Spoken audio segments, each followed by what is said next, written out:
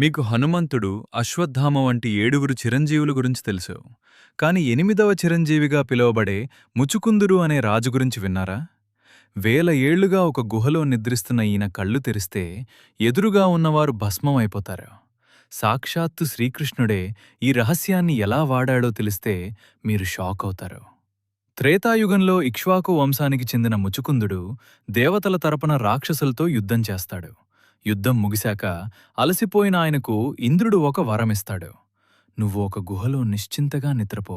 నిన్ను ఎవరైనా నిద్రలేపితే నీ మొదటి చూపు వారిపై పడగానే వారు భస్మమైపోతారు. ద్వాపరయుగంలో శ్రీకృష్ణుణ్ణి అజేయుడైన కాలయవనుడు అనే రాక్షసుడు వెంటాడుతాడు. కృష్ణుడు ప్లాన్ ప్రకారం ఆ రాజు నిద్రిస్తున్న గుహలోకి వెళ్లి తన పీతాంబరాన్ని ముచుకుందుడిపై కప్పి దాక్కుంటాడు. కాలయవనుడు వచ్చి ముచుకుందుణ్ణి కృష్ణుడు అనుకుని తన్నుతాడు. ముచుకుందుడు కళ్ళు తెరవగానే కాలయవనుడు అక్కడికక్కడే బూడిదైపోతాడు.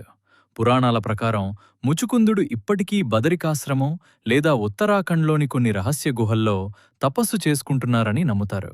ఆయన ఇప్పటికీ భౌతిక శరీరంతో ఉన్నారని, కలియుగాంతంలో మళ్లీ కనిపిస్తారని కొందరు యోగులు చెబుతారు.